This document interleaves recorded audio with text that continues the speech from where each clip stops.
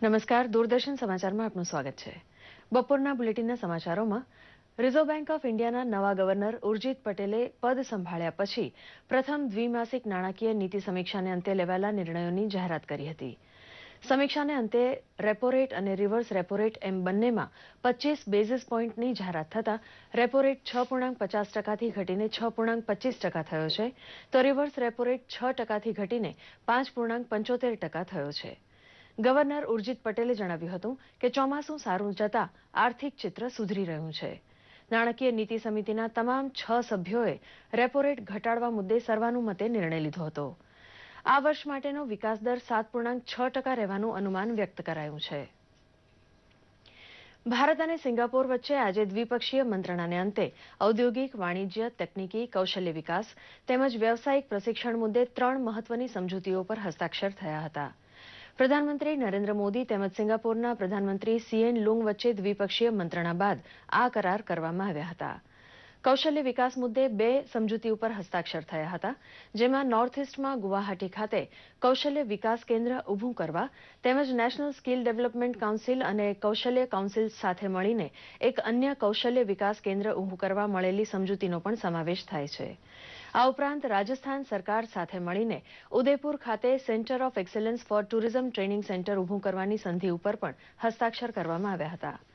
સિંગાપુરના પ્રધાનમંત્રી CN Lung તેમજ પ્રધાનમંત્રી નરેન્દ્ર મોદીએ ત્યારબાદ સંયુક્ત પત્રકાર પરિષદને સંબોધન કર્યું હતું, જેમાં બંને નેતાઓએ પરસ્પર સંબંધો મજબૂત કરવાની પ્રતિબદ્ધતા વ્યક્ત કરી હતી. કેન્દ્રીય ગૃહમંત્રી રાજનાથસિંહ 2 દિવસીય લદ્દાખની મુલાકાતે છે. આજે બીજા દિવસે ગૃહમંત્રીએ દ્રાસના વોર મેમોરિયલની મુલાકાત લઈને શહીદ સૈનિકોને શ્રદ્ધાસુમન અર્પણ કર્યા હતા. ગૃહમંત્રી આજે લદ્દાખમાં રાજકીય પક્ષોના પ્રતિનિધિઓ અને નાગરિક સમૂહો સાથે પણ વાતચીત કરશે.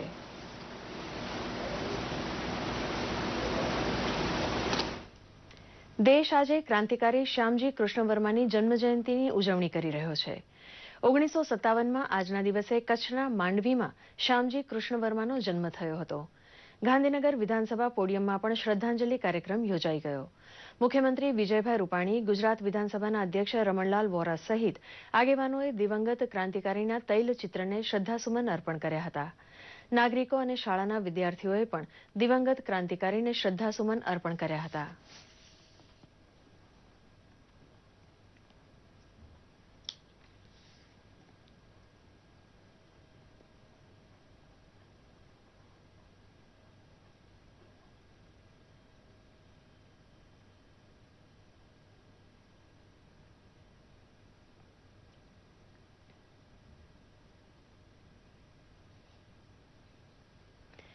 રાજભવન ખાતે ગાંધી જયંતિ નિમિત્તે મહાત્મા ગાંધી ટુ મોદી નામના પુસ્તકનું વિમોચન કરતા રાજ્યપાલ ઓપી કોહલીએ જણાવ્યું છે કે સ્વદેશી પ્રેમ અને ચોખ્ખાઈના આગ્રહમાં મહાત્મા ગાંધી અને પ્રધાનમંત્રી નરેન્દ્ર મોદીમાં ખૂબ જ સામ્યતા જોવા મળે છે. ગાંધીજીના પુસ્તક મેરે સપનો કા ભારતનો ઉલ્લેખ કરતા તેમણે જણાવ્યું હતું કે નિરક્ષરતા, નિર્ધનતા અને વિષમતા દૂર થાય તો જ સાચી આઝાદી મળે અને તેના માટે ગાંધીજીએ સર્વનો ઉદય એટલે કે સર્વોદય ઉપર ભાર મૂક્યો હતો. જ્યારે પ્રધાનમંત્રી નરેન્દ્ર મોદીએ સબકા સાથ સબકા વિકાસ મંત્ર થકી સૌના સર્વાંગી વિકાસની કલ્પનાને સાર્થક કરવા પ્રયાસો હાથ ધર્યા છે. આ પ્રસંગે પુસ્તકના લેખક ડોક્ટર રાજેન્દ્ર કુમાર આચાર્ય અને ગિરીશચંદ્ર તન્નાએ પુસ્તક વિશે માહિતી આપી હતી.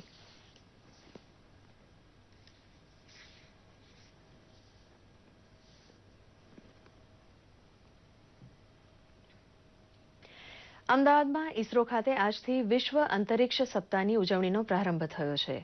આ ઉજવણી અંતર્ગત 4 ઓક્ટોબરથી 10 ઓક્ટોબર સુધી વિજ્ઞાન પ્રદર્શનનું પણ આયોજન કરવામાં આવ્યું છે, જેમાં વિજ્ઞાન તેમજ ઉપગ્રહો વગેરેની માહિતી આપવામાં આવશે. ઇસરોના વૈજ્ઞાનિકો દ્વારા પ્રદર્શન નિહાળવા આવેલા વિદ્યાર્થીઓને વિવિધ વૈજ્ઞાનિક બાબતોની માહિતી અને માર્ગદર્શન આપવામાં આવશે. ઇસરોના ડાયરેક્ટર શ્રી ભવન મિશ્રાએ જણાવ્યું હતું કે આગામી સમયમાં ઇસરો દ્વારા નવા ઉપગ્રહો છોડવામાં આવશે, જેનો દેશને લાભ મળશે. આ સાથે બપોરનું સમાચાર બુલેટિન સમાપ્ત થયું. નમસ્કાર.